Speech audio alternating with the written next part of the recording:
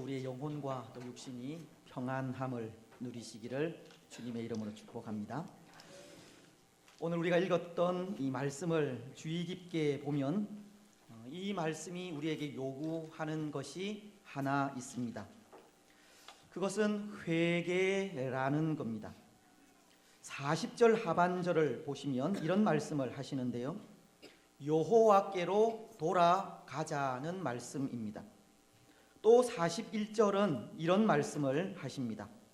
우리의 마음과 손을 아울러 하늘에 계신 하나님께 들자.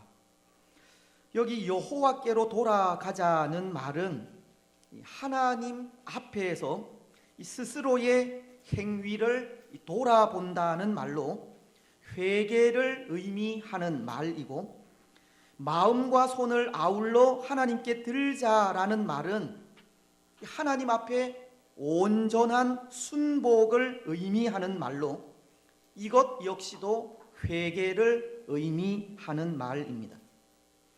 특히 마음과 손을 아울러 하늘에 계신 하나님께 들자라고 하는 이 말은 하늘 보좌는 하나님의 임재의 장소로서 온전한 회개가 있을 때 그곳에 계신 하나님의 도움을 받을 수 있다는 것을 가르치는 말인데요, 결국 오늘 말씀이 전하는 것은 사람이 자신의 행위를 살펴 모든 잘못을 내려놓고 하나님 앞에 온전히 회개의 모습으로 나아갈 때 하나님의 도움을 받을 수 있다는 것을 전하고 있기 때문에 말씀이 요구하는 것이 회개라는 것을 깨닫게 된다는 겁니다.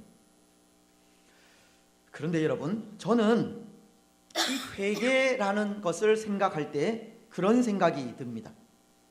회개는 하나님 앞에서 자신의 행위를 돌아보는 것이고, 돌이켜 온전한 순종으로 나아갈 때 하나님의 도우심을 입는 일이기 때문에 절망을 소망으로 바꾸고 불가능을 가능으로 바꾸는 것이 회개가 아닐까 생각합니다.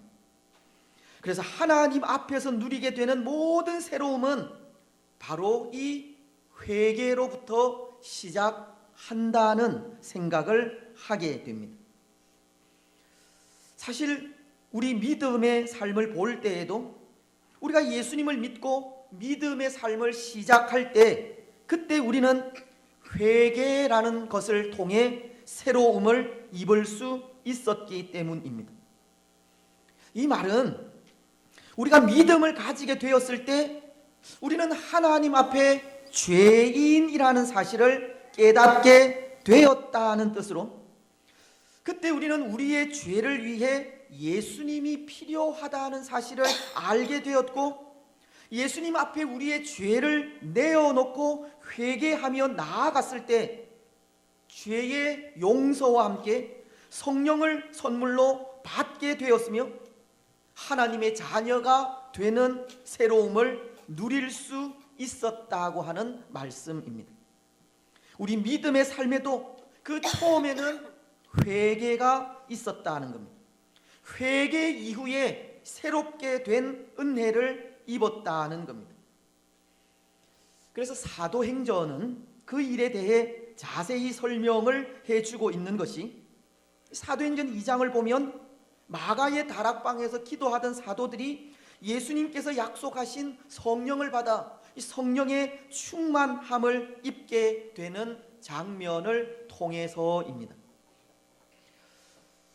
여러분, 당시 이 성령의 충만함을 입은 사도들에게 예수님이 그리스도이심을 담대하게 전하는 역사가 일어나게 되지 않았습니까? 그런데 그때 사도들이 전하는 말씀을 들은 사람들에게 공통적으로 나타나게 된 현상이 있었습니다. 사도행전 2장 37절은 그 현상에 대해 이렇게 말씀을 하십니다. 그들이 이 말을 듣고 마음에 찔려 베드로와 다른 사도들에게 이르러 형제들아 우리가 어찌할꼬 하거늘. 복음이신 예수님에 대해 전해 들은 사람들에게 이 공통적으로 나타난 현상은 마음의 찔림을 받았다는 겁니다. 이 말은 자신들의 죄를 발견하게 되었다는 뜻입니다. 그래서 자신들의 죄를 발견한 사람들은 사도들에게 이렇게 물은 겁니다. 우리의 이 죄를 어떻게 해야 하느냐? 여러분, 그때 베드로는 무슨 말씀을 하셨습니까? 사도행전 2장 38절은 이렇게 말씀을 하십니다. 베드로가 이르되 너희가 회개하여 각각 예수 그리스도의 이름으로 세례를 받고 죄 사함을 받으라. 그리하면 성령의 선물을 받으리니. 베드로는 죄를 깨닫게 된 사람들에게 회개하라는 말씀을 외치신 겁니다. 회개할 때 죄 사함을 받게 되고 회개할 때 성령을 선물로 받게 될 것이라고 하셨습니다. 뿐만이 아니라 사도행전 3장은 19절을 통해 이런 말씀을 하십니다. 그러므로 너희가 회개하고 돌이켜 너희 죄 없이 함을 받으라. 이같이 하면 새롭게 되는 날이 주 앞으로부터 이를 것이요. 회개하여 죄 없이 함을 받을 때 새롭게 되는 날이 이를 것이라고 하셨습니다. 이 말씀은 하나님의 은혜로 믿음을 가진 우리에게 가장 선행되는 것이 회개라는 것을 가르쳐 주는 것이고, 회개하며 나아갈 때 새롭게 되는 은혜가 있음을 전해 주는 겁니다.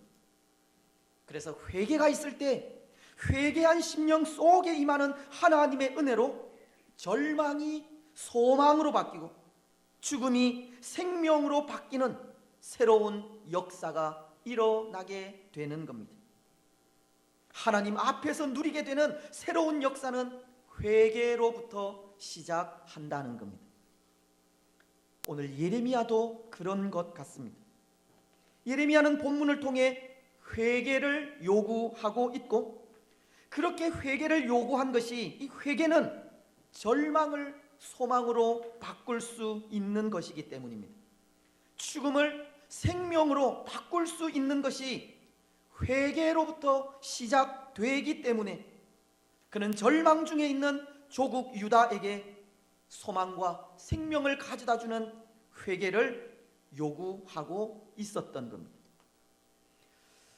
그렇습니다. 사랑하는 여러분, 우리는 지난 시간을 통해 유다가 당한 이 절망적인 상황 속에 그럼에도 한 줄기 소망을 가지게 된 예레미야의 모습을 생각했었는데요, 그가 하나님의 크신 인자와 무궁한 긍휼을 발견함으로 인해서였습니다.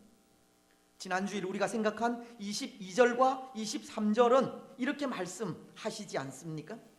여호와의 인자와 긍휼이 무궁하심으로 우리가 진멸되지 아니함이니이다. 이것들이 아침마다 새로우니 주의 성실하심이 크시도소이다.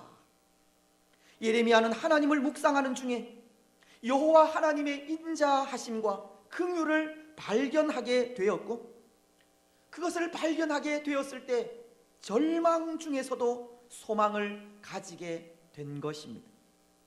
그런데 그가 오늘 말씀을 통해 회개를 요구하고 있다면 그것은 회개가 완전한 회복을 가져다 주는 것이기 때문에 그런 겁니다.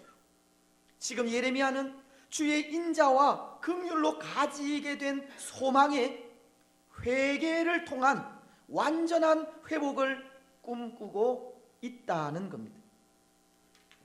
오늘 우리가 우리의 죄를 발견하고 하나님 앞에 서서 회개할 때 사유의 은총과 성령을 선물로 받듯이 예레미야는 주의 인자하심으로 가지게 된 그 소망을 회개로 하고자 하고 있다는 겁니다.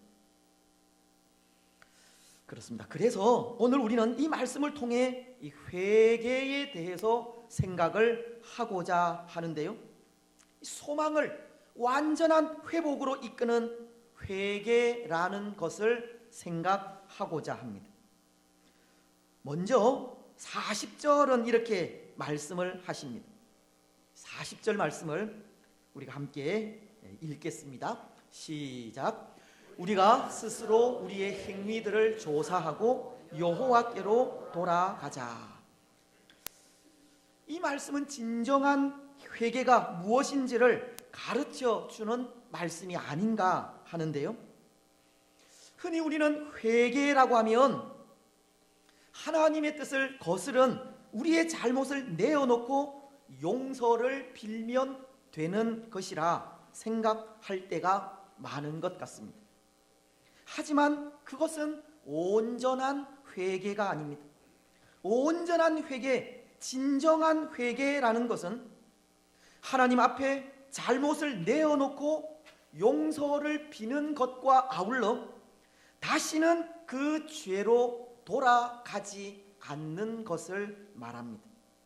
오늘 말씀이 우리가 스스로 우리의 행위들을 조사하고 여호와께로 돌아가자는 말씀을 하고 있고, 여호와께로 돌아가자고 하는 이 말은 스스로 그 잘못을 돌이키는 것이듯이 참된 회개는 회개한 이후 다시는 그 죄로 되돌아가지 않는 것을 말한다는 겁니다. 우리의 잘못을 돌이켜 하나님께로 돌아와 다시는 그 잘못된 것으로 되돌아가지 않는 것이 진정한 회개입니다. 여러분, 회개라는 것은 그런 겁니다. 하나님을 떠나서 행한 모든 행위들, 하나님 없이 생각하고 하나님 없이 살았던 그 모든 잘못에서 돌이켜 결단한 이후 다시는 그 모습으로 되돌아가지 않는 것을 말합니다. 죄에 대한 완전한 결별과 완벽한 돌이킴이 진정한 회개라는 겁니다.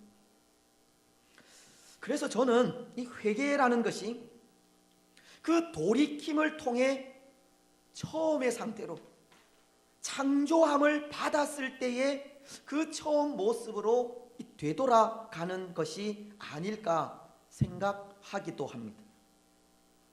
물론 우리가 창조함을 받은 그 처음 상태로 되돌아갈 수는 없지만 돌이켜 그 모습에 이르기까지 회복되는 것이 참된 회개가 아닌가 한다는 겁니다. 아니, 죄로서부터 돌이켜서 하나님께로 돌아올 때 하나님께서 그 처음 모습에 이르기까지 회복시키는 것이 회개의 진정한 모습이 아닐까 합니다. 참된 회개는 돌이킴이 있을 때 하나님의 회복까지도 포함되는 일이라는 겁니다. 왜냐하면 호세아서를 보면 선지자인 호세아는 호세아서 6장 1절을 통해 범죄한 그의 백성들에게 이렇게 말씀하고 있기 때문입니다. 오라, 우리가 여호와께로 돌아가자. 여호와께서 우리를 찢으셨으나 도로 낫게 하실 것이요 우리를 치셨으나 싸매어 주실 것임이라. 호세아 선지자는 그의 백성들에게 여호와께로 돌아가자는 회개를 호소하고 있으면서 그렇게 회개하며 나아갈 때 여호와 하나님의 자비와 긍휼은 죄의 고통으로 인해 찢겨진 살을 낫게 하고 또 죄의 고통으로 난 상처를 아물게 하기까지 회복시키신다는 말씀을 하고 있기 때문입니다. 죄에서 돌이켜 하나님께로 돌아오면 하나님은 처음의 상태로 회복시키신다는 것을 말씀하고 있다는 겁니다. 그래서 참된 회개에는, 진정한 회개에는 하나님의 회복이 있는, 거기까지가 아닌가 하는 겁니다. 회개는 죄에서 돌이켜 하나님께로 돌아오는 것이고, 죄에서 돌이켜 하나님께로 돌아올 때 하나님께서 처음의 상태로까지 회복시켜 주시는 것이 이 회개의 마지막이라는 겁니다. 여러분, 오늘 이 예레미야가 이 조국인 유다를 향해 그런 회개를 요구하고 있었던 겁니다. 우리가 지금은 죄로 인해서 상처와 아픔 가운데 있지만, 우리가 우리의 죄를 진정으로 회개하고 하나님께로 돌아올 때 하나님은 우리의 그 모든 아픔과 상처를 회복시키시기까지 치료해 주신다는 것을 말씀하면서 하루라도 빨리 하나님께로 돌아오라고 하는 요구를 하고 있는 겁니다. 그렇습니다. 사랑하는 여러분, 어떤 의미에서 오늘 이 시대도 다시금 하나님께로 돌아와야 하는 시대입니다. 하나님의 회복을 누려야 하는 시대입니다. 왜냐하면 오늘 이 시대는 회개를 모르는 시대이기 때문입니다. 하나님을 떠나 범죄하는 시대이기 때문이고, 죄로 인해서 멸망의 길로 가는 시대이기 때문입니다. 물론 이 시대가 멸망의 길을 걷게 된 것이 교회된 우리의 잘못도 크지만, 교회의 잘못에 세상 사람들이 하나님을 떠나게 된다면 그 길은 다시는 돌아올 수 없는 멸망의 길로 가는 것이기에, 오늘 이 시대도 다시금 하나님께로 돌아오는 회개가 필요한 시대라는 겁니다. 하나님께로 돌이켜 회복을 누려야 하는 시대가 오늘 이 시대라는 겁니다. 사실 오늘 이 시대는 참된 복음을 잃어버린 시대이지 않습니까? 복음에 따르는 회개를 잃어버린 시대가 오늘 이 시대라는 겁니다. 우리가 가진 복음에는 회개와 더불어 이루어지는 이 중생을 가르치고 있는데요, 참된 복음을 잃어버렸다 하는 것은 죄를 지적하지 않고 회개를 선포하지 않기 때문입니다.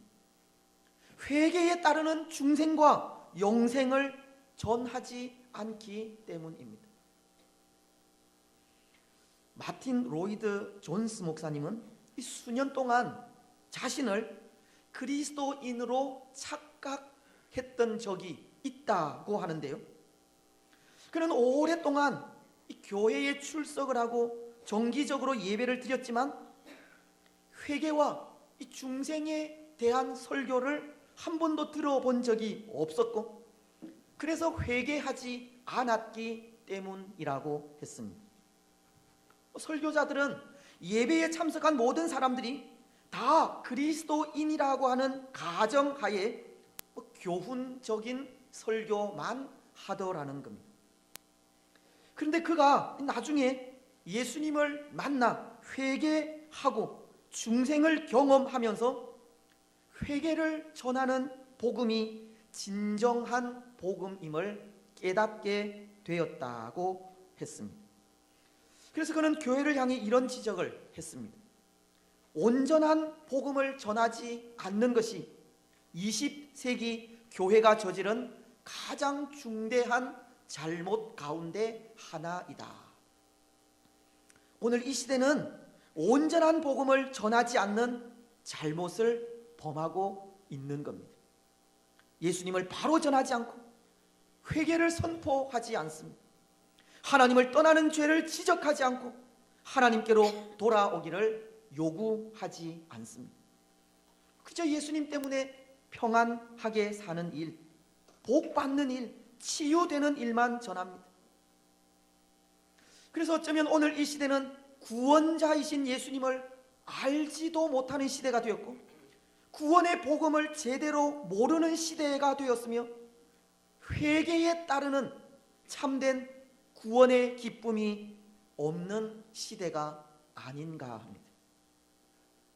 하지만 참된 복음은 회개하여 하나님께로 돌아오는 것을 가르치는 겁니다. 회개할 때 구원이 있고, 회개할 때 거듭남이 있으며, 회개할 때 진정한 치유가 일어나게 된다는 것을 전해야 합니다. 오직 예수님에게만 사유의 은총이 있음을 전해야 합니다.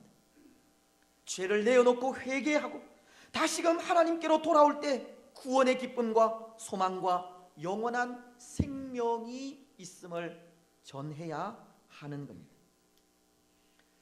사랑하는 여러분, 오늘 우리는 온전한 복음을 전하시기 바랍니다.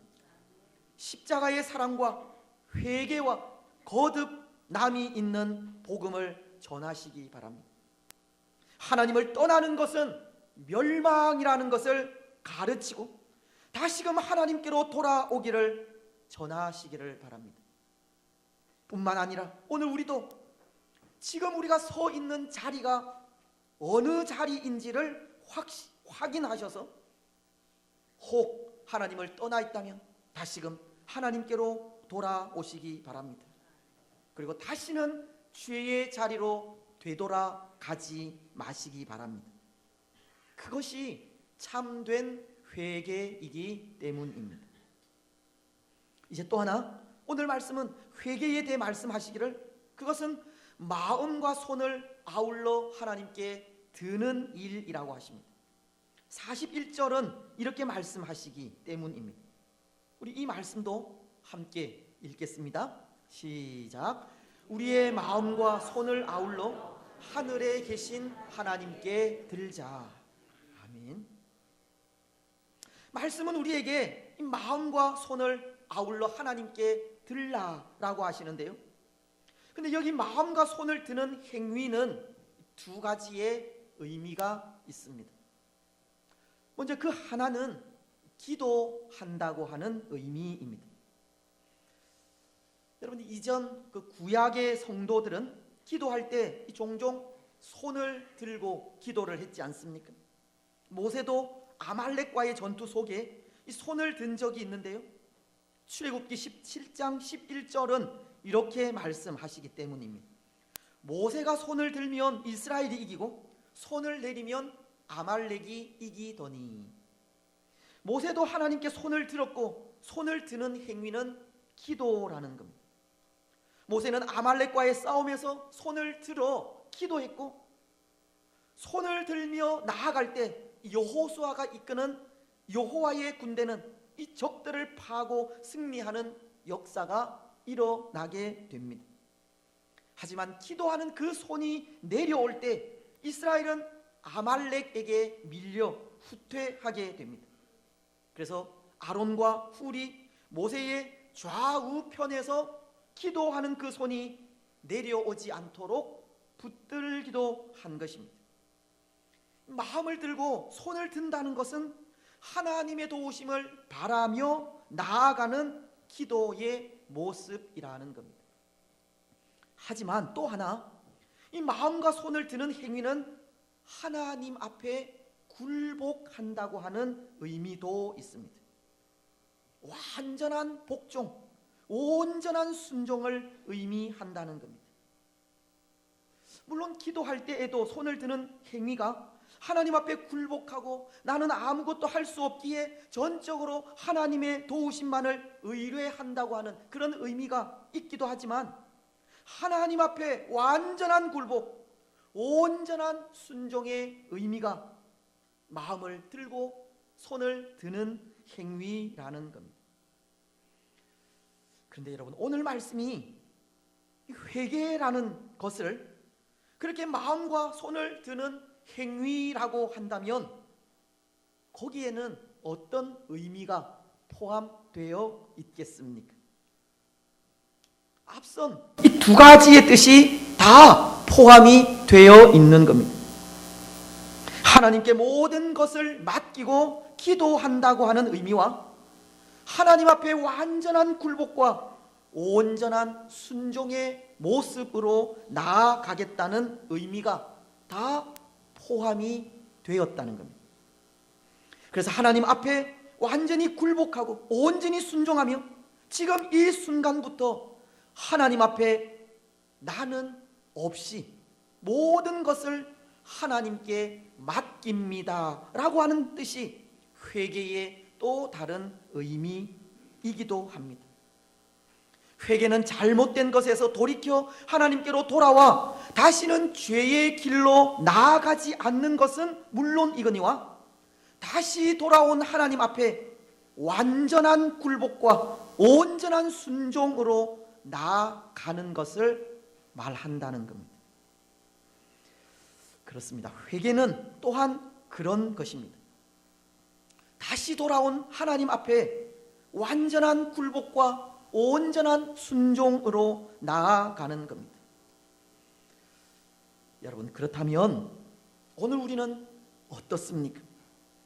오늘 우리도 회개하면서 하나님 앞에 완전한 굴복과 온전한 순종을 결단하고 하나님 앞에 나는 없이 모든 것을 하나님께 맡기는 심정으로 나아가고 있습니까? 때로 회개하면서 한편으로는 하나님 앞에 굴복하고 순종하겠다고 하지만 또 한편으로는 굴복과 순종이 아니라 나만의 생각을 주장하고 내세우고 있지는 않습니까? 회개는 나는 없고 모든 것을 하나님께 맡기는 이 굴복의 삶인데 아직도 내 것을 주장하고 내 것을 고집하는 모습들이 없느냐는 겁니다. 그런데 여러분, 회개는 하나님 앞에 완전한 굴복을 의미합니다. 완전한 순종을 의미합니다. 하나님 앞에 나는 없다는 것을 의미합니다. 그리고 모든 것을 하나님께 맡기는 것이 회개입니다. 오늘 우리는 그것을 기억하시기 바랍니다. 그래서 오늘 우리의 회개에 하나님 앞에 완전한 굴복과 온전한 순종의 모습이 있기를 바랍니다. 회개하면서 하나님 앞에 나는 없다는 심정으로 나아가시기를 바랍니다. 오늘 예레미야도 보십시오. 그는 그의 백성들에게 회개하기를 소원하면서 하나님께로 돌아가기를 소원했고 마음과 손을 아울러 하나님께 들기를 소원하고 있지 않습니까? 하나님 앞에 완전한 굴복을 요구하는 것이고 온전한 순종을 요구하는 모습입니다. 모든 생각들을 다 내려놓고 하나님의 인도하심에 온전히 맡기기를 소원하는 겁니다. 그리고는 그 마음으로 또다시 주어질 하나님의 은총을 기대하며 회복의 은혜를 기다리자고 하고 있습니다. 오늘 49절로 50절은 이렇게 말씀하시기 때문입니다. 내 눈에 흐르는 눈물이 그치지 아니하고 쉬지 아니함이여 여호와께서 하늘에서 살피시고 돌아보실 때까지니라. 하나님께서 하늘에서 살피시고 돌아보실 때까지 우리의 모든 주장과 생각을 다 내려놓고 온전히 하나님께만 맡기며 나아가자는 겁니다. 그것이 진정한 회개이기 때문입니다. 이제 말씀을 맺겠습니다. 사랑하는 여러분, 오늘 우리에게는 진실한 회개가 필요합니다. 우리의 행위를 살펴 하나님의 뜻을 거스르는 행동을 멈춰야 하고 다시는 하나님을 떠나지 않아야 합니다. 우리의 잘못을 돌이켜 하나님께로 돌아올 때 우리의 마음과 손을 아울러 들어 하나님 앞에 완전한 굴복과 온전한 순종으로 나아가야 합니다. 그리고 하나님의 은혜가 임할 때까지 하나님께서 하늘에서 우리를 살피시고 돌아보실 때까지 겸손히 하나님의 은혜를 구해야 합니다. 그래야 회복이 있기 때문입니다. 거기에 참된 소망과 영원한 생명이 있기 때문입니다. 여러분, 오늘 우리의 마음과 손을 아울러 들어 하나님 앞에 굴복하시고 순종하시기 바랍니다. 우리의 잘못을 돌이켜 다시는 죄의 길로 되돌아가지 마시기 바랍니다. 하나님께서 하늘에서 우리를 살펴 돌아보실 때까지 겸손히 하나님의 은혜를 소망하시기 바랍니다. 그래서 그 삶을 통해 긍휼히 여기시는 하나님의 은혜를 입어 회복의 은총을 누리는 복된 성도들이 되시기를 주님의 이름으로 축복합니다. 아멘. 우리 찬송